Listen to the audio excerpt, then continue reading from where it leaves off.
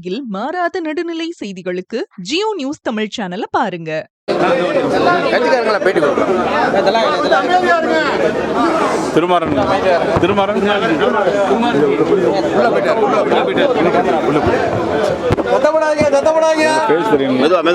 முகம் தெரியணும்ல, இறக்குங்க கொஞ்சம் மைக் இறக்கு, கொஞ்சம் மைக் இறக்கு. குட்டிராங்க வாங்க வாங்க நில்லுங்க நில்லுங்க. அப்படியா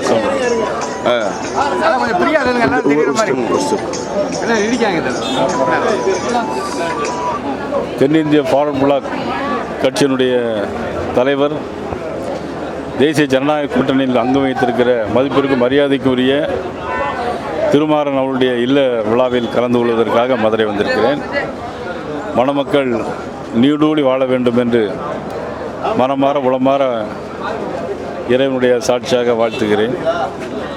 சார், தமிழ்நாட்டில் கூட்டணி ஒன்று பேச ஆரம்பித்தாலே டெல்லி உள்ளே வந்துடுதுன்னு செங்கோட்டையன் சொல்கிறார் சார். பலமுறை டெல்லிக்கு வந்தவர் அவர். நாங்கள் கூட்டணி பேசிக்கிட்டு இருக்கோம், டெல்லியிலேருந்து வந்து ஸ்பாயில் பண்ணிடுறாங்க அப்படின்லாம் அவர் பேசுகிறாரு.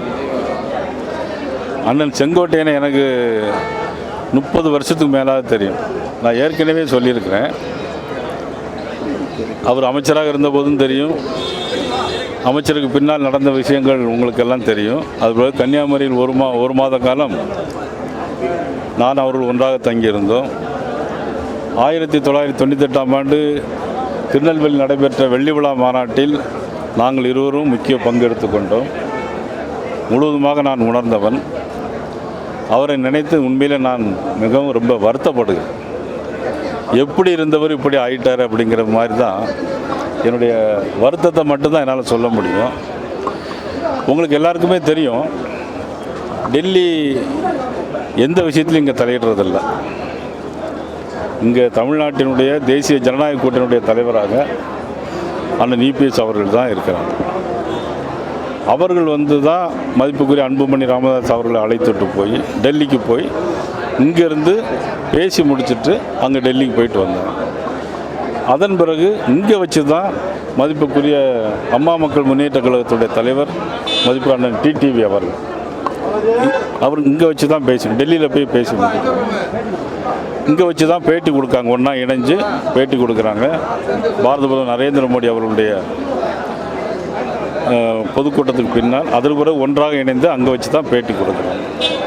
ஆக அண்ணன் செங்கோட்டையன் அவர்கள் எந்த விதத்தில் அவர் சொல்வது சரி என்பது எனக்கு தெரியும். சார், இப்போ ஓபிஎஸ் பேசுகிறீங்களா சார்? அவரை கூப்பிடுறீங்களா இல்லையா? ஏன்னா அவர் மட்டும்தான்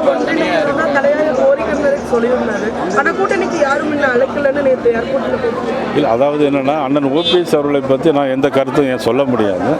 அவர்கள் ஒரு கட்சியில் இருந்தாங்க, அந்த கட்சியிலிருந்து வெளியே வந்துட்டாங்க. அந்த கட்சியினுடைய உள்கட்சி பிரச்சனை, அதை பற்றி நம்ம பேசுவது என்பது சரியாக இருக்கு. ஆமாம், இல்லை அவர்கள் கூட்டணியில் இருந்தது உண்மை. மதிப்புக்குரிய அண்ணன் டிடிவி தினகரன் அவர்களும் கூட்டணியில் இருந்தாங்க. அப்புறம் கூட்டணி வெளியே போயிட்டாங்க. அரசியல் கட்சிகளில் கூட்டணி சேருவதும் சேராது இருப்பதும் ஒரு நடைமுறை உங்களை எல்லாருக்குமே தெரியும். இப்போ அதில் பார்த்தீங்கன்னா அண்ணன் ஓபிஎஸ் அவர்கள் இருந்த உண்மை தான்.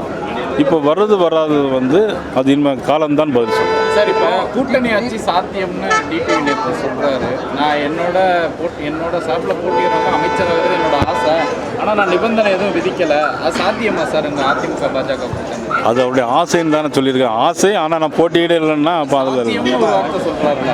இல்லை, அதை பற்றி நான் எந்த விதமான கருத்து நான் சொல்ல முடியாது. வேற என்னன்னா, தாவேக்காவுக்கு வருவேன்னு செங்கோட்டையன் நம்பினார்.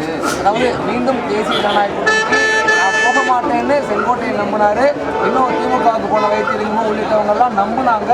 ஆனால் அது நடக்கலை அப்படின்னு சொல்கிறார். அவங்க நம்பிக்கை எங்கே மாறிச்சு? அவங்கெல்லாம் நம்பினார் இல்லை, அதை பற்றி நான் ஏன்னா அவருடைய தனிப்பட்ட நம்பிக்கையை நான் கருத்து சொல்கிறதோ அதை முரண்பாடாக சொல்லவோ அது சரியாக இருக்காது. அது ஒவ்வொருத்தருடைய நம்பிக்கை. அதை பொறுத்து இப்போ நான் உங்களுக்கு என்ன சொல்கிறேன் அப்படின்னா, நீங்கள் எல்லோரும் பத்திரிகையில் திருப்பி கேட்டுகிட்டே இருந்தீங்க, உங்கள் கட்சியிலேருந்து ஒருத்தராக வெளியே போயிட்டுருக்காங்களேன்னு கேட்டுகிட்டே இருந்தீங்க. ஆனால் இப்போது ஒவ்வொருத்தராக வந்துக்கிட்டே இருக்கிறாங்க. நான் ஏற்கனவே தை மாதத்துக்கு பிறகு உங்களுக்கு நல்ல செய்தி வரும் அப்படின்னு சொன்னேன். அதனால் நீங்கள் எல்லோரும் வந்துக்கிட்டே இருக்காங்க. இனிமேலும் வருவாங்க. வரும்போது நான் உங்களுக்கு தெளிவான பதிலை இன்னும் சொல்கிறேன். தொடர் தோல்விகளை சந்தித்தவர்களை தான் திரும்பி திரும்பி சேர்த்துக்கிட்டு ஒரு ஒட்டு போட்ட கூட்டணி அப்படின்னு முதல்வர் வந்து தஞ்சையில் விமர்சனம் பண்ணாரு. அதுதான் அதை எப்படி பார்க்குறீங்க? அவர் முதலமைச்சர் சொன்னார் தொடர் தோல்வியில் உள்ள தோல்வியை சந்திச்சவங்களை தான் இப்போ மீண்டும் ஒட்டு போட்டு சேர்த்துருக்காங்க. இது ஒரு பில்டப் கொடுக்குறாங்க. இந்த உடஞ்ச கூட்டணியை சேர்ந்துட்டு பில்டப் கொடுக்குறாங்கன்னு தான் பேசுகிறேன். முதலமைச்சர் சொன்ன கருத்தை நீங்கள் ஏற்றுக்கிறீங்களா? ஓ எங்களை அதாவது ஒரே ஒரு கருத்து, இதுக்கு முதலமைச்சரும் பதில் சொல்லணும், நீங்களும் மீடியாக்களை சொல்லணும். என்னைக்காவது தொடர்ந்து திமுக ஆட்சியில் வந்திருக்கா? இல்லை இதுவரை. அப்போ அவங்க தோல்வி தானே சந்திச்சுட்டு இருக்காங்க. திமுக தொடர்ந்து தோல்வியை சந்தித்த திமுக, தொடர்ந்து வெற்றியே பெறாத திமுக, தொடர்ந்து ஆட்சியிலே இல்லாத திமுக. மதிப்புக்குரிய ஸ்டாலின் அவர் அப்படி சொல்கிறாருன்னா எனக்கு தெரியல. 1991 அம்மா முதலமைச்சர். அதுக்கு முன்னால் 3 முறை புரட்சித்தலைவர் எம்ஜிஆர் முதலமைச்சர், 3 தடவையும் தோற்றுருக்காங்க. அப்போ கூட கலைஞர் சொன்னார், 12 ஆண்டு வனவாசம் 2 ஆண்டு அஞ்ஞான வாசமா, எங்களுக்கு வாழ்வே கிடையாதா அப்படின்னு கலைஞர் சொன்னார். அப்போ தொடர்ந்து தோல்வியை சந்தித்தது யார்? இல்லை நான் சொல்கிறேன், தொடர்ந்து தோல்வியை சந்தித்தது யார்? திமுகவா அண்ணா திமுக கூட்டணியா? 1967 72 பிறகு புரட்சித் தலைவர் எம்ஜிஆர் உயிரோடு இருக்கிற வரைக்கும் திமுக ஜெயிச்சது கிடையாது. அப்போ தொடர்ந்து தோல்வியை சந்தித்தது யார்? திமுக. உண்டா இல்லையா? இல்லை சொல்லுங்கள், உண்டா இல்லையா? ஓகே சொல்லுங்கள், அதான் கரெக்டு. அப்படி தான் சொல்லணும்.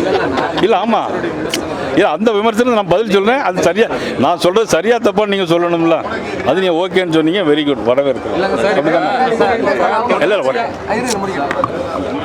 அதன் பிறகு 91 அம்மா, 96 கலைஞர், 2001 அம்மா, 2006 கலைஞர். அப்போ பார்த்தீங்கன்னா மைனாரிட்டி 90 இடங்களில் மைனாரிட்டி கவர்மெண்ட் முழுசாக வெற்றி பெறல. 2006 முழுசாக வெற்றி பெறல மைனாரிட்டி கவர்மெண்ட் திமுக. 2011 அம்மா முதலமைச்சர், 2016 அம்மா முதலமைச்சர். புரட்சித் தலைவர் 3 தடவை தொடர்ந்து முதலமைச்சராக வந்திருக்கார். அம்மா 2 தடவை தொடர்ந்து முதலமைச்சராக வந்திருக்கு. அப்போ அதெல்லாம் தோற்றது யார்? திமுக. இன்றைக்கி ஏதோ ஆளுங்கட்சியில் வந்துட்டதுனால தொடர்ந்து ஜெயிப்போங்கிற ஒரு எண்ணத்தை,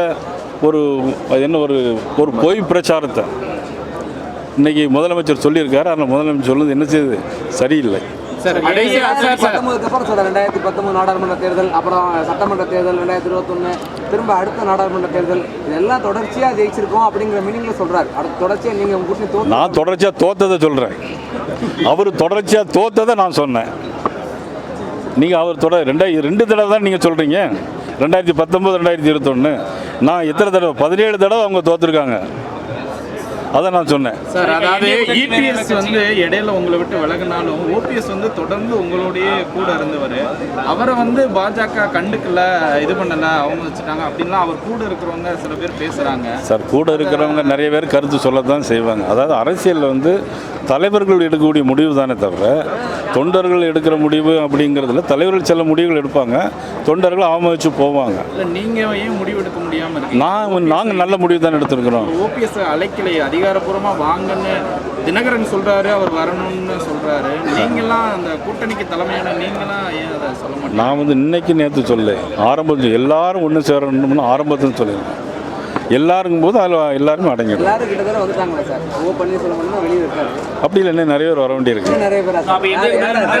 நன்றி, வணக்கம்.